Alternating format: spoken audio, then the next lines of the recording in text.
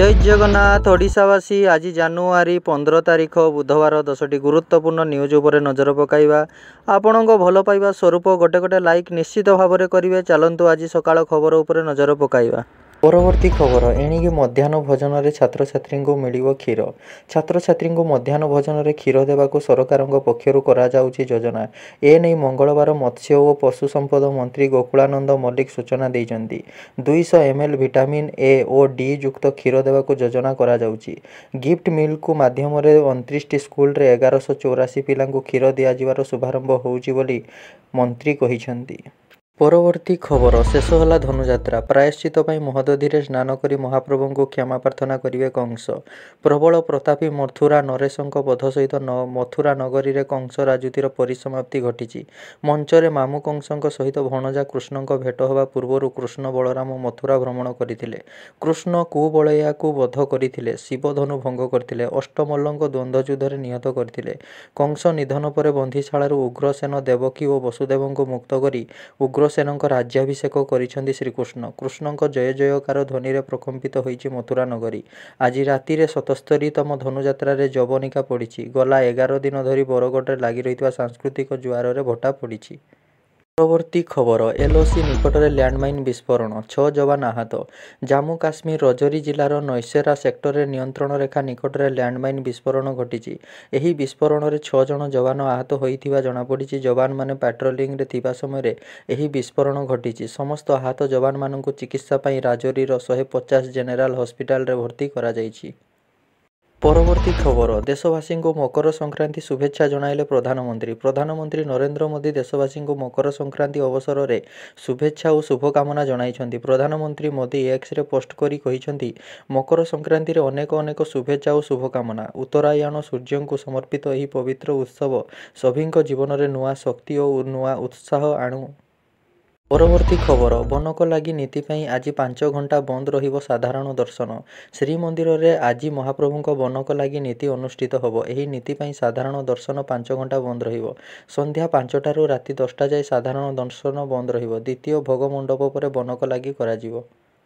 परवर्ती खबर Australia series रे शोचनीय पराजय पर कठोर है बीसीसीआई। टूर्नामेंट बेले पत्नी को नहीं विदेश गस्त मना।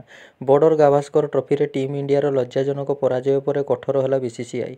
जातीय गणमाध्यम मिलिथिबा सूचना अनुसार खेलाड़ी परिवार पई कड़ा आभिमुख्य ग्रहण करिछि भारतीय क्रिकेट कंट्रोल बोर्ड।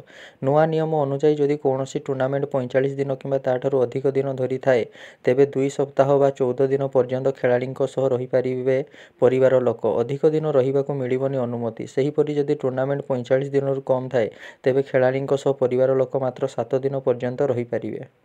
परवर्ती खबर राहुल को शरद को जोरदार झटका। केजरीवाल को देले खला समर्थन। मासे पर दिल्ली विधानसभा निर्वाचन एवेठु सरगरम है राजधानी राजनीति। लगातार तृतीय थर क्षमता को फेरिया को आप रणनीति प्रस्तुत करुवा बेले विरोधी बीजेपी और कांग्रेस भी क्षमता दाखल लक्ष्य रे अछंती। हेले बहुचर्चित दिल्ली मद दुर्नीति सहित अनेक मामलें सांघातिक फसिचंती केजरीवाल। एतिकी बेले बीजेपी दिल्लीर दरवाजा रे प्रवेश करने को जोरदार उद्यम करुछि। सेपटे कांग्रेस भी अनेक लोकाभिमुखी योजना करी भोट नेबाको तैयारी करिछि। राहुल आशा रखिथिले कि कांग्रेस को सहयोगर हाथ बढ़ाइबे एनसीपी रो मुख्य शरद पवार, किंतु से निराश करिसेंती। खाली निराश करिसेंती ताहा नुहे बरं शक्त झटका देइसेंती।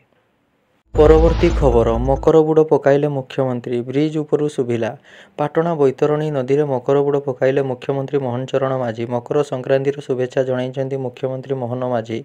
एही पवित्र पर्व समस्त जीवन में सुख शांति और समृद्धि भरी देउ बोली महाप्रभु निकट में प्रार्थना करिसेंति मुख्यमंत्री। केन्दुझर गस्त करी पाटणार बैतरणी घाटरे से बुड़ पकाइछन्ति। मुख्यमंत्री बुड़ पकाइबाकु थिबारु बैतरणी घाटरे व्यापक प्रस्तुति करा जाइथिबा बेले जनतांको भिड़ मध्ये देखिबाकु मिलिछि। मुख्यमंत्री हाथ टेकी भगवान को प्रार्थना करिथिबा बेले ब्रिज उपरे थिबा लोक मध्य हाथ टेकी ठाकुर को प्रार्थना करिबा सह मकर संक्रांतिर शुभेच्छा जणाइछन्ति। परवर्ती खबर इसरोर नुआ मुख्य भावे दायित्व नेले भी नारायण। इसरो को मिलिले नुआ मुख्य। एस सोमनाथ स्थान में दायित्व नेले भी नारायण।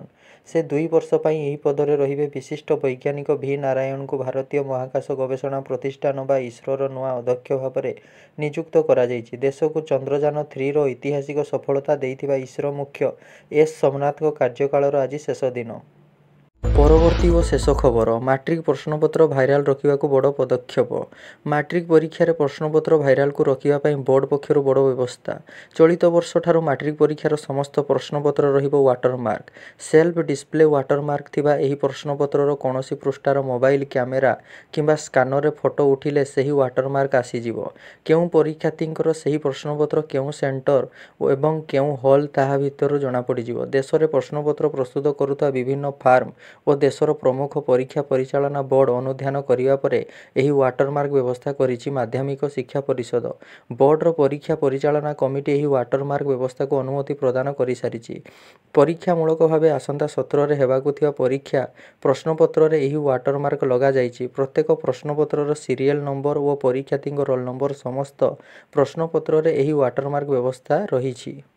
କେଉଁ ପ୍ରଶ୍ନପତ୍ର ଯଦି ଭାଇରାଲ ହେଲା ତାହା କେଉଁ ସେଣ୍ଟରରୁ ଏବଂ କେଉଁ ପରୀକ୍ଷାର୍ଥୀଙ୍କର ତାହା ଜଣାପଡ଼ିବା ଅତି ସହଜ ହେବ।